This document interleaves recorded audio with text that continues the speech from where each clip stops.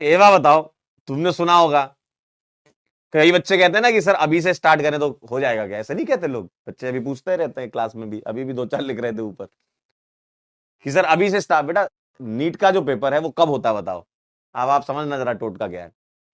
NEET का paper कब होता है बताइए? मई में होता है। बच्चे कब से पढ़ना चालू करते हैं? मई से, है ना, मई जून से स्टार्ट करते हैं ना पिछले साल। तो सिलेक्शन उनका होता है जो साल भर मेहनत करते हैं, और उसके पीछे का लॉजिक ये है लॉजिक समझना, कोई हंसेगा नहीं। देखो मई में क्या रहती है? गर्मी, तो यहां रहती है गर्मी। ठीक, आगे बढ़ते हो, जून जुलाई अगस्त सितंबर का मामला जब चलता है तो यहां होती है बारिश। फिर आप आगे बढ़ते हो, फिर दिसंबर जनवरी आता है, यहां पड़ती है जबरदस्त ठंड। ठीक, तो गर्मी का मौसम भी झेलते हैं, बारिश का मौसम भी झेलते हैं, ठंड का मौसम भी झेलते हैं। फिर जाके मई में जब गर्मी आती तब जाके सिलेक्शन होता है। मतलब आप इतना सारा कष्ट झेल के, आपको ठंड लग रही होती फिर भी आप पढ़ रहे होते हो, ठीक है, बारिश में पानी टपक रहा है फिर भी आप पढ़ रहे होते हो, गर्मी में पसीना आ रहा है फिर भी आप पढ़ रहे होते हो, और लोग कहते हैं सर हो जाएगा क्या अभी से पढ़ेंगे? तो कैसे होगा? ये सारे मौसम तुम्हें पार करने होंगे तब जाके आपका सिलेक्शन होता है। ठीक है, तो ये सारे मौसम पार करके सिलेक्शन होता है, समझे? तो जो व्यक्ति, जो बच्चा पिछली गर्मी से लेकर अगली गर्मी तक ये सारे मौसम पार करता है, इतना संघर्ष करता है, ये सब झेलता है, तब सिलेक्शन होता है। तुम कह रहे हो हम ठंड में चालू करें और गर्मी में सिलेक्शन होता है? नहीं होता भाई। अगर कोई आपसे पूछे कि सर जनवरी में शुरू करें तो अब हो जाएगा क्या? नहीं होगा, क्योंकि तुमने तो बारिश देखी नहीं भाई, बारिश भी देखना जरूरी है, समझे? अरे यार कह रहे हैं भाई, हंस क्यों रहे हो यार?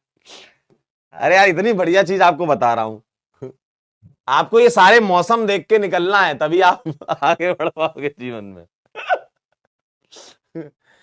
तभी आप जीवन में आगे बढ़ोगे, तभी तो तुम्हारा सिलेक्शन होगा। जो बच्चे पढ़ रहे हैं पिछले साल मई से पढ़ रहे हैं, उनका ऊपर वाला उनको पहले देख रहा है ना कि भाई हाँ इसने गर्मी झेली, इसने बारिश झेली, इसने ठंड झेली, अब इसका सिलेक्शन करा देते हैं। कह रहे हैं नहीं ठंड में चालू करेंगे गर्मी में सिलेक्शन, ऐसा नहीं होता भाई। ठीक है, आओ इधर आओ।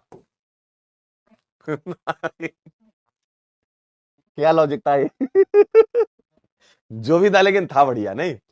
तुम्हारे नंबर, तुम्हारे नंबर अगर कट रहे हैं, सुनिएगा ध्यान से, जो तुम सिली मिस्टेक करते हो ना, सिल्ली वाली मिस्टेक जो करते हो ना, उसका सबसे बड़ा रीजन होता है क्वेश्चन को ढंग से ना पढ़ना। तो हम शपथ लेते हैं, सुनिएगा ध्यान से,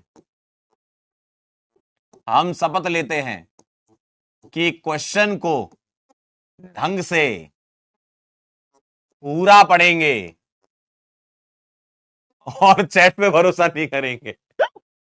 क्वेश्चन को ढंग से पूरा, आपके जो पिछले दो सवाल गलत हुए ना उसका कारण यही है, आपके जो पीछे के दो सवाल गलत हुए ना, वही आपका गड़बड़ है मामला।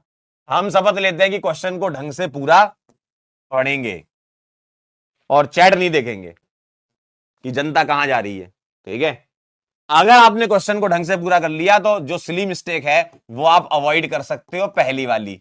और भी कई कारण होते हैं सिली मिस्टेक के, है ना, कुछ कैलकुलेशन वाले सवाल भी होते हैं फिजिकल केमिस्ट्री में जहां आपसे कैलकुलेशन में मिस्टेक हो सकती है, लेकिन ऑर्गेनिक में अगर आपसे सिली मिस्टेक हो रही है तो सवाल को ढंग से ना पढ़ना ऑर्गेनिक में एक मेजर कारण है सिली मिस्टेक करने का।